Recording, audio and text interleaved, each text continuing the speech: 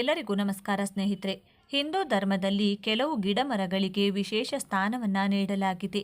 ಗಿಡ ಮರಗಳನ್ನು ದೇವರ ಪ್ರತಿರೂಪ ಎಂದು ಸಹ ಭಾವಿಸಲಾಗಿದೆ. ವಿಶೇಷವಾದ ಸಸ್ಯಗಳು ಧಾರ್ಮಿಕ ಹಿನ್ನೆಲೆಯ ಜೊತೆಗೆ ವೈದ್ಯಕೀಯ ಶಾಸ್ತ್ರದಲ್ಲೂ ಉತ್ತಮ ಔಷಧೀಯ ಗುಣಗಳನ್ನು ಹೊಂದಿರುತ್ತವೆ. ಅಂತಹ ಒಂದು ಶ್ರೇಷ್ಠ ಶಕ್ತಿಯನ್ನು ಹೊಂದಿರುವ ಸಸ್ಯಗಳಲ್ಲಿ ಎಕ್ಕದ ಗಿಡವು ಒಂದು. ಇದರಲ್ಲಿ ಎರಡು ಬಗೆಯ ಎಕ್ಕವನ್ನು ಕಾಣಬಹುದು. ಅದರಲ್ಲಿ ಬಿಳಿ ಎಕ್ಕವು ಧಾರ್ಮಿಕವಾಗಿ ಅತ್ಯಂತ ಪಾವಿತ್ರ್ಯತೆಯನ್ನು ಪಡೆದುಕೊಂಡಿದೆ.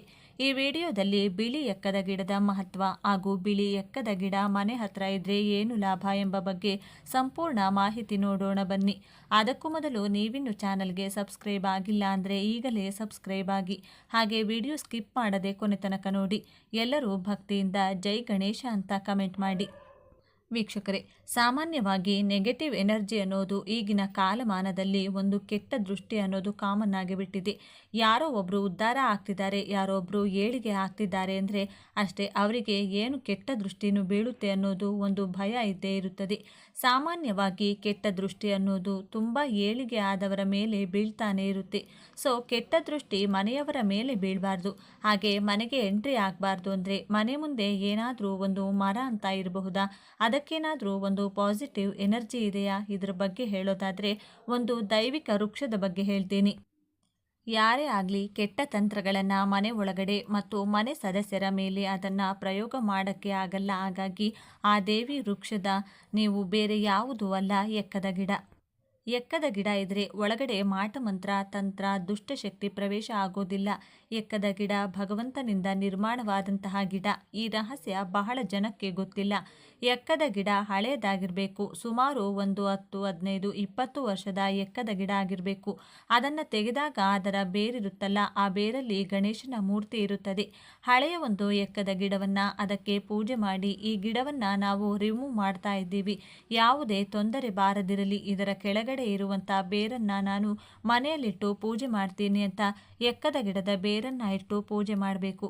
ಅಂದರೆ ಅದನ್ನು ಮೇಲಕ್ಕೆ ತೆಗೆದಾಗ ಗಣೇಶನ ಮೂರ್ತಿ ವಿಗ್ರಹ ಆಕಾರ ಆಗಿರುತ್ತದೆ. ಎಕ್ಕದ ಗಿಡ ಮನೆ ಎದುರುಗಡೆ ಇತ್ತು ಅಂದರೆ ಗಣೇಶ ವಿಘ್ನಗಳು ಒಳಗೆ ಬರೋದಿಲ್ಲ. ಮನೆ ಸದಸ್ಯರು ವಿಘ್ನಗಳಿಂದ ಪಾರಾಗ್ತಾರೆ, ಕೆಟ್ಟ ತಂತ್ರ ದೃಷ್ಟಿಯಿಂದನೂ ಪಾರಾಗ್ತಾರೆ. ಬಿಳಿ ಎಕ್ಕದ ಬೇರನ್ನು ಮನೆಯೊಳಗೆ ತಂದರೆ ನಿವಾರಣೆಯಾಗುವುದು ನಿಮ್ಮೆಲ್ಲ ತೊಂದರೆ. ವಿಶೇಷ ಹಾಗೂ ಅಪರೂಪದ ಹೂ ಬಿಳಿ ಎಕ್ಕ. ಬಿಳಿ ಎಕ್ಕವನ್ನು ಸಾಮಾನ್ಯವಾಗಿ ಶಿವನ ಆರಾಧನೆಗೆ ಬಳಸಲಾಗುವುದು. ಧಾರ್ಮಿಕ ಚಟುವಟಿಕೆಗಳಿಗೆ ಹೊರತಾಗಿ ತಂತ್ರವಿದ್ಯೆಯಲ್ಲೂ ಬಳಸಲಾಗುತ್ತದೆ. ಬಿಳಿ ಎಕ್ಕದ ಗಿಡದಿಂದ ಈ ರೀತಿ ಮಾಡಿದರೆ ನಿಮ್ಮ ಮನೆಯಲ್ಲಿ ಸಕಲ ಐಶ್ವರ್ಯ ವೃದ್ಧಿಸುತ್ತದೆ.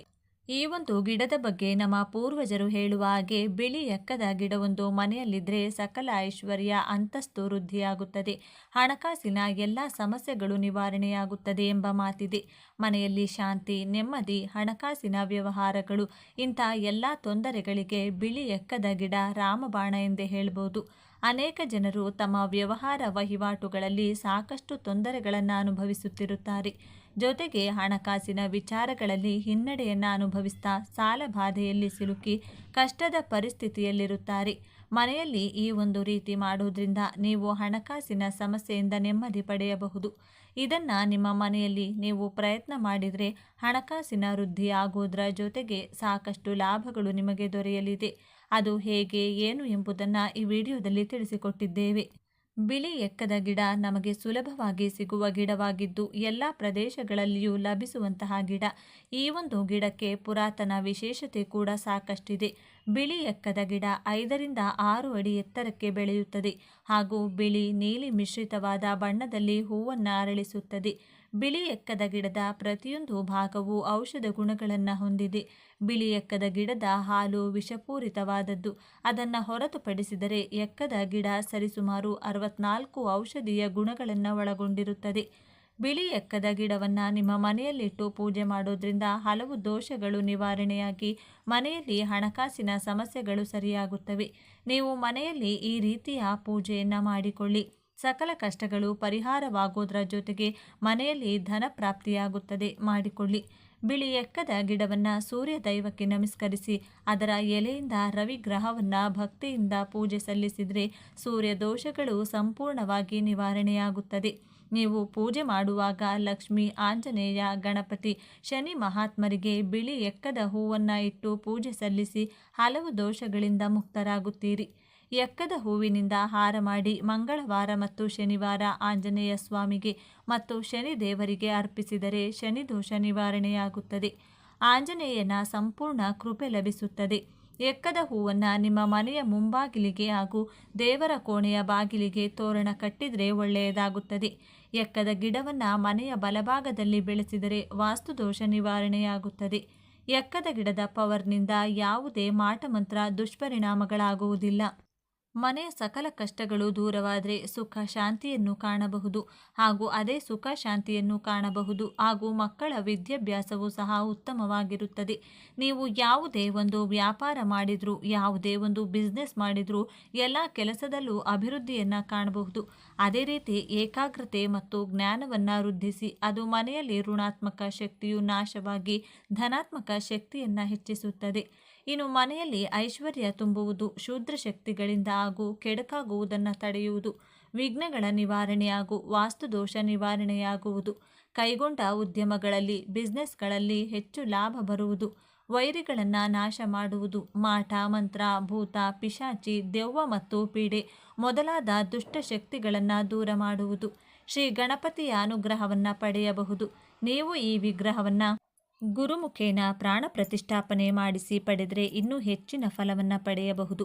ಒಂದು ಎಕ್ಕದ ಗಿಡದಿಂದ ಇಷ್ಟೆಲ್ಲ ಪ್ರಾಪ್ತಿಯಾಗುತ್ತದೆ. ಮನೆಯಲ್ಲಿ ನಾವು ಹೇಳಿರುವಂಥ ಈ ಒಂದು ಕೆಲಸವನ್ನು ಎಕ್ಕದ ಗಿಡದಿಂದ ಮಾಡಿ ಖಂಡಿತವಾಗಿಯೂ ಯಶಸ್ಸು ನಿಮ್ಮದಾಗುತ್ತದೆ. ಅಷ್ಟೈಶ್ವರ್ಯ ವೃದ್ಧಿ, ಅಭಿವೃದ್ಧಿ, ಹಣಕಾಸಿನ ವಿಚಾರದಲ್ಲಿ ನೀವು ಮುಂದೆ ಬರ್ತೀರಾ. ಏನೇ ಕೆಲಸ ಮಾಡಿದರೂ ಒಳ್ಳೆಯದಾಗುತ್ತದೆ. ಮಾಡುವಂಥ ಎಲ್ಲ ಕಾರ್ಯಗಳಲ್ಲೂ ಕೂಡ ಯಶಸ್ಸು ಸಿಗುತ್ತದೆ. ಗಣೇಶನ ಮೂರ್ತಿಗೆ ಕೆಂಪು ಬಟ್ಟೆಯನ್ನು ಧರಿಸಿ ಕೆಂಪು ಹೂವು, ಕೆಂಪು ಶ್ರೀಗಂಧದ ಲೇಪನ ಮತ್ತು ಕೆಂಪು ರತ್ನಗಳನ್ನು ಅರ್ಪಿಸಬೇಕು. ಬೆಲ್ಲದಿಂದ ಮಾಡಿದ ಲಡ್ಡುಗಳನ್ನು ನೈವೇದ್ಯಕ್ಕೆ ಇಡಬೇಕು. ನಂತರ ಗಣೇಶನಿಗೆ ಹೇಳುವ ಓಂ ವಕ್ರತುಂಡಾಯ ಹಂ ಮಂತ್ರವನ್ನು ಪಠಿಸಬೇಕು. ಈ ರೀತಿಯಾಗಿ ಗಣೇಶನನ್ನು ಆರಾಧಿಸುವುದರಿಂದ ಗಣೇಶನು ಜೀವನದಲ್ಲಿ ಸಂತೋಷವನ್ನು ನೀಡುವನು. ಶಿವ ಮತ್ತು ಎಕ್ಕದ ಹೂ, ಮಂದಾರ ಪುಷ್ಪ ಎಂದು ಕರೆಯಲ್ಪಡುವ ಎಕ್ಕದ ಹೂ ಶಿವನಿಗೆ ಅತ್ಯಂತ ಪ್ರಿಯವಾದದ್ದು. ಕೆಲವು ವಿಧಗಳಲ್ಲಿ ಎಕ್ಕದ ಹೂವನ್ನು ಶಿವನ ಆತ್ಮಕ್ಕೆ ಹೋಲಿಸಲಾಗುತ್ತದೆ. ಈ ಹೂ ಶಿವನಂತೆ ಸರಳ ಹಾಗೂ ಬಹಳ ಪವಿತ್ರತೆಯಿಂದ ಕೂಡಿದೆ. ಶಿವನು ಉದ್ವೇಗಕ್ಕೆ ಒಳಗಾಗುವಂತೆಯೇ ಹೂವನ್ನು ಎಚ್ಚರಿಕೆಯಿಂದ ನಿರ್ವಹಿಸದೇ ಇದ್ದರೆ ಅದು ಅತ್ಯಂತ ವಿಷಕಾರಿ. ಶಿವನು ಹೇಗೆ ಕಷ್ಟಗಳನ್ನು ಬಗೆಹರಿಸುವ ದೇವನು, ಹಾಗೆಯೇ ಎಕ್ಕದ ಹೂಗಳು ಅದ್ಭುತ ರೀತಿಯ ಔಷಧೀಯ ಗುಣಗಳನ್ನು ಒಳಗೊಂಡಿದೆ. ಆದ್ದರಿಂದ ಸಾಕಷ್ಟು ಅನಾರೋಗ್ಯಗಳಿಗೆ ಔಷಧಿಯನ್ನಾಗಿಯೂ ಬಳಸಲಾಗುತ್ತದೆ. ಈ ಮಂದಾರ ಅಥವಾ ಬಿಳಿ ಎಕ್ಕವನ್ನು ಭಕ್ತಿಯಿಂದ ಶಿವಲಿಂಗಕ್ಕೆ ಅರ್ಪಿಸಿದರೆ ಶಿವನು ಸಂತುಷ್ಟನಾಗಿ ನಿಮಗೆ ಸಮೃದ್ಧಿಯ ಆಶೀರ್ವಾದವನ್ನು ನೀಡುತ್ತಾನೆ. ಸಂತೋಷ ಮತ್ತು ಸಮೃದ್ಧಿಗೆ ರವಿ ಪುಷ್ಯ ನಕ್ಷತ್ರಕ್ಕೆ ಸೇರಿದ ದಿನದಂದು ಎಕ್ಕ ಗಿಡದ ಬೇರನ್ನು ಪವಿತ್ರವಾದ ಒಂದು ಕೆಂಪು ಬಟ್ಟೆಯಲ್ಲಿ ಸುತ್ತಬೇಕು. ನಂತರ ಅದನ್ನು ಮನೆಯೊಳಗೆ ಒಂದು ಸ್ವಚ್ಛ ಹಾಗೂ ಸುರಕ್ಷಿತವಾದ ಸ್ಥಳದಲ್ಲಿರಿಸಿ.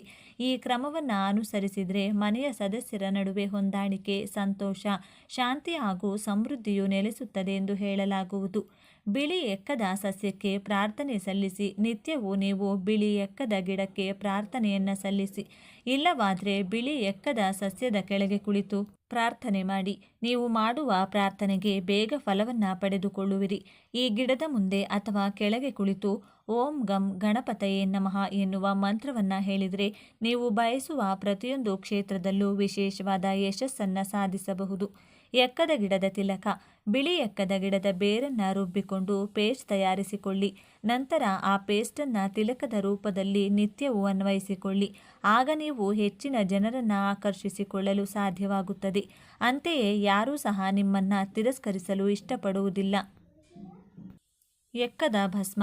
ಬೆಂಕಿಯ ಕುಂಡದಲ್ಲಿ ಒಂದು ಸಣ್ಣ ಶಂಖ ಮತ್ತು ಬಿಳಿ ಎಕ್ಕದ ಬೇರನ್ನು ಹಾಕಿ ನಂತರ ಆ ಭಸ್ಮವನ್ನು ಸಂಗ್ರಹಿಸಿಕೊಂಡ ಭಸ್ಮವನ್ನು ನಿತ್ಯವೂ ತಿಲಕದ ರೂಪದಲ್ಲಿ ಧರಿಸಿ. ಆಗ ನೀವು ಕೆಟ್ಟ ಅದೃಷ್ಟ ಹಾಗೂ ಕೆಟ್ಟ ಶಕ್ತಿ ಯಾವುದು ನಿಮ್ಮ ಬಳಿ ಸುಳಿಯದು, ಎಲ್ಲವೂ ದೂರ ಸರಿಯುತ್ತದೆ. ಶತ್ರುಗಳನ್ನು ಶಾಂತಗೊಳಿಸುವುದು. ಬಿಳಿ ಎಕ್ಕದ ಎಲೆಯ ಮೇಲೆ ಎಕ್ಕದ ಸಸ್ಯ ರಸವನ್ನು ಬಳಸಿ ಶತ್ರುವಿನ ಹೆಸರನ್ನು ಬರೆಯಿರಿ. ನಂತರ ಅದನ್ನು ಮಣ್ಣಿನೊಳಗೆ ಹೂಣಿಡಬೇಕು. ಆಗ ನಿಮ್ಮ ಶತ್ರುವು ನಿಮ್ಮ ತಂಟೆಗೆ ಬರುವುದಿಲ್ಲ. ಇಲ್ಲವೇ ಎಲೆಯ ಮೇಲೆ ಹೆಸರನ್ನು ಬರೆದು ಹರಿವ ನೀರಿನಲ್ಲಿ ಬಿಡಿ. ಆಗ ನಿಮ್ಮ ಶತ್ರು ನಿಮ್ಮನ್ನು ಬಿಟ್ಟು ಬೇರೆಡೆಗೆ ಹೋಗುತ್ತಾನೆ. ಎಕ್ಕದ ಬೀಜದ ಹತ್ತಿ. ಎಕ್ಕದ ಬೀಜದ ಒಳಗೆ ಇರುವ ಹತ್ತಿಯನ್ನು ತೆಗೆದುಕೊಂಡು ಬತ್ತಿಯನ್ನು ಮಾಡಿ ನಂತರ ಅದನ್ನು ದೇವರ ದೀಪ ಮತ್ತು ಲಕ್ಷ್ಮೀ ಪೂಜೆಗೆ ವಿಶೇಷ ಬತ್ತಿಯನ್ನಾಗಿ ಬಳಸಿ. ಇದರಿಂದ ಆರತಿ ಹಾಗೂ ದೀಪವನ್ನು ಬೆಳಗುವುದರಿಂದ ಲಕ್ಷ್ಮಿಯು ಅತ್ಯಂತ ಸಂತೋಷದಿಂದ ಆಶೀರ್ವಾದ ಮಾಡುವಳು.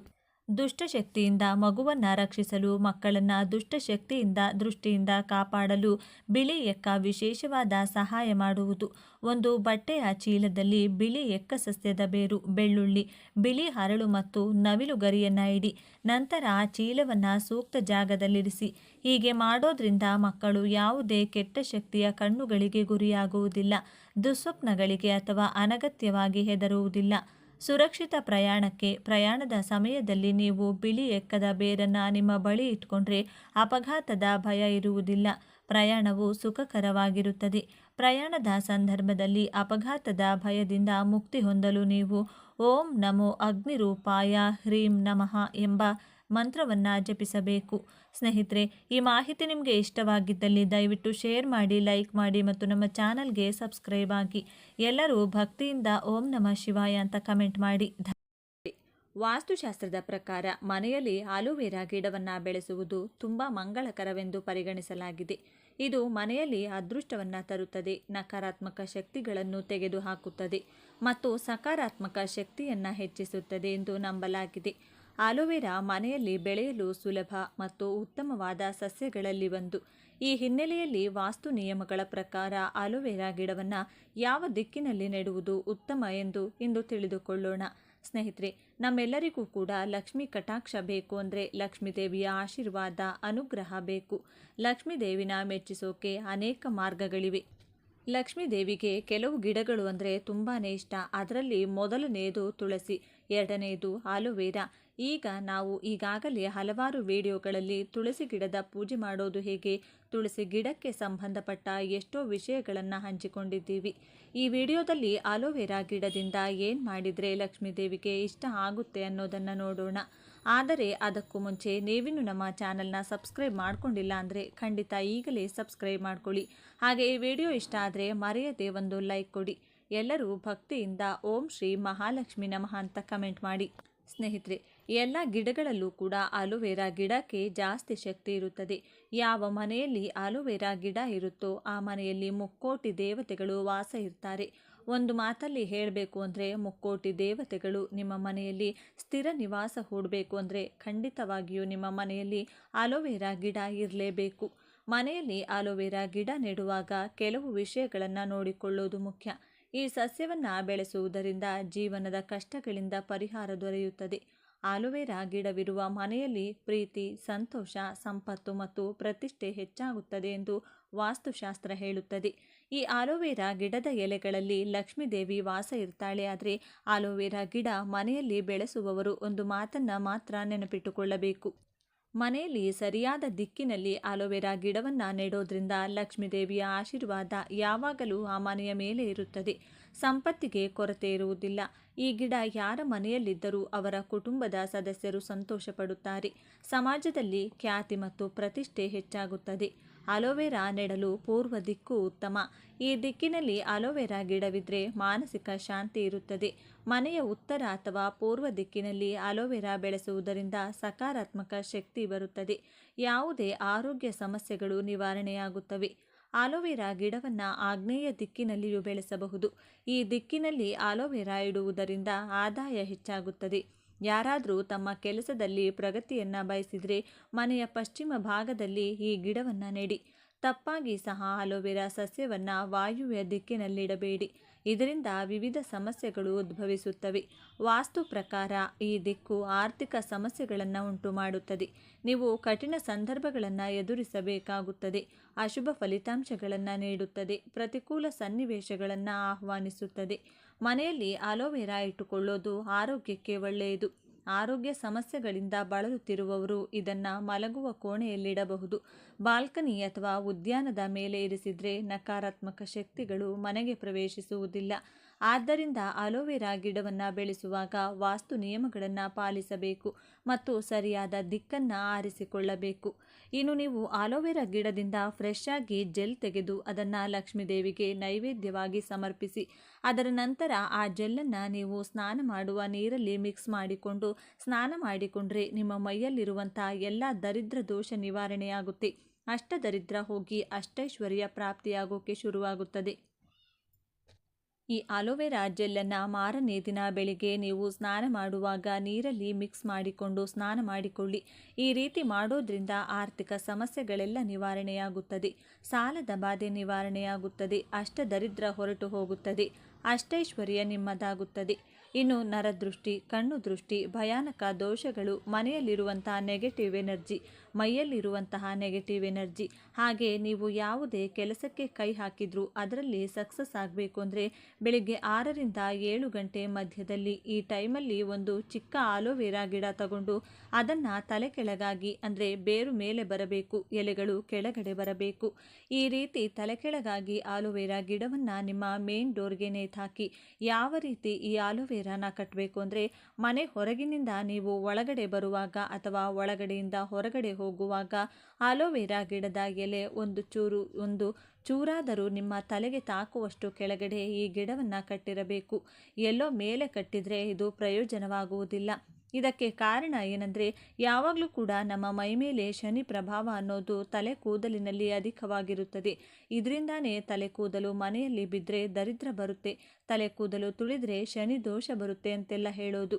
ಈ ಅಲೋವೆರಾ ಗಿಡದ ಎಲೆ ನಮ್ಮ ತಲೆಗೆ ತಾಕೋದ್ರಿಂದ ಶನಿಗೆ ಸಂಬಂಧಪಟ್ಟ ಎಲ್ಲ ದೋಷಗಳು ಅಂದರೆ ಶನಿ ದೋಷ, ಶನಿ ಪೀಡೆ ಇವೆಲ್ಲ ಕೂಡ ಹೊರಟು ಹೋಗುತ್ತೆ ಅಂತ ಪಂಡಿತರು ಹೇಳ್ತಾರೆ. ಪ್ರತಿದಿನ ನೀವು ಮನೆಯಿಂದ ಹೊರಗೆ ಹೋಗುವಾಗ, ಹೊರಗಡೆಯಿಂದ ಮನೆಗೆ ಬರುವಾಗ ಈ ಅಲೋವೆರಾ ಗಿಡದ ಎಲೆ ನಿಮ್ಮ ಕೂದಲಿಗೆ ತಾಕ್ತಾ ಇದ್ದರೆ ನಿಮ್ಮ ಮನೆ ಒಳಗಿರುವಂಥ ಸಕಾರಾತ್ಮಕ ಶಕ್ತಿ ಅಂದರೆ ಪಾಸಿಟಿವ್ ಎನರ್ಜಿ ಹೊರಗಡೆ ಹೋಗದೇ ಇರೋ ಥರ ಈ ಅಲೋವೆರಾ ಗಿಡ ತಡೆಯುತ್ತದೆ.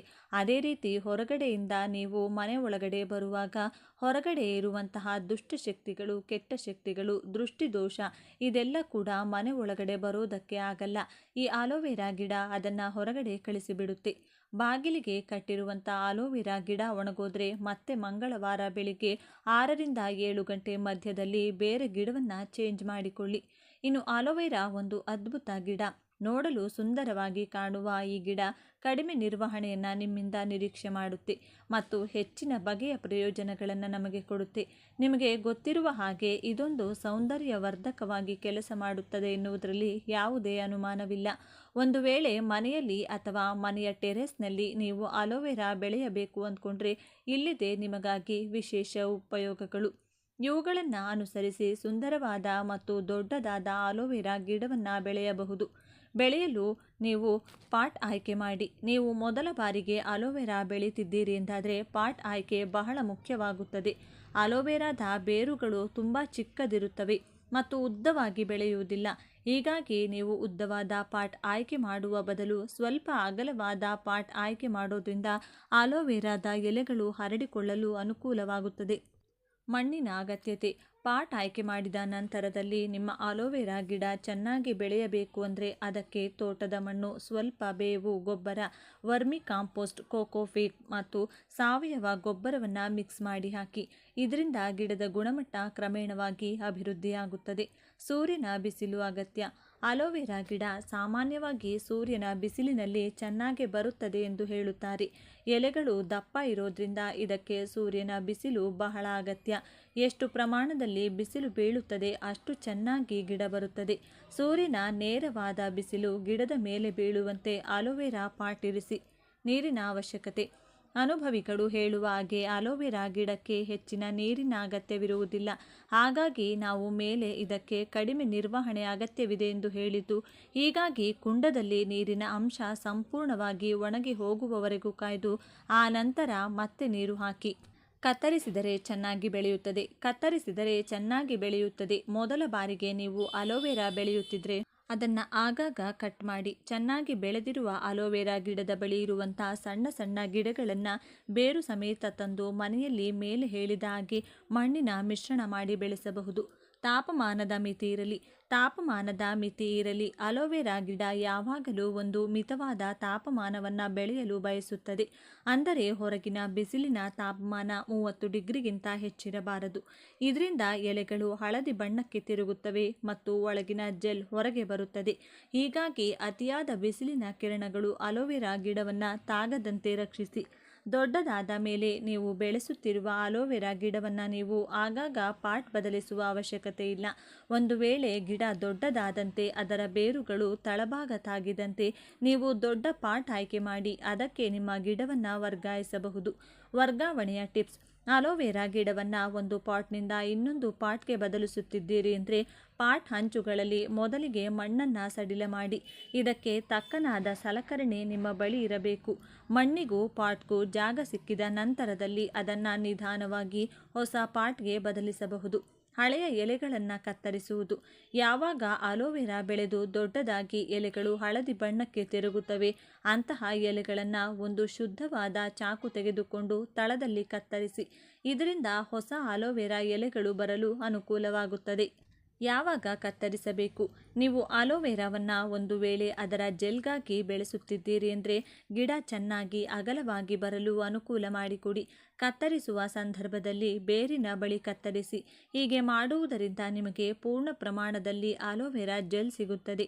ಈ ವಿಡಿಯೋ ನಿಮಗೆ ಇಷ್ಟವಾದರೆ ಲೈಕ್ ಮಾಡಿ, ಶೇರ್ ಮಾಡಿ. ಇಂಥ ಹೆಚ್ಚಿನ ಉತ್ತಮ ಮಾಹಿತಿಗಳಿಗಾಗಿ ತಪ್ಪದೇ ನಮ್ಮ ಚಾನಲ್ನ ಸಬ್ಸ್ಕ್ರೈಬ್ ಮಾಡಿಕೊಳ್ಳಿ. ನಾಳೆ ಮತ್ತೊಂದು ವಿಡಿಯೋದೊಂದಿಗೆ ಪುನಃ ಭೇಟಿಯಾಗೋಣ. ಧನ್ಯವಾದಗಳು.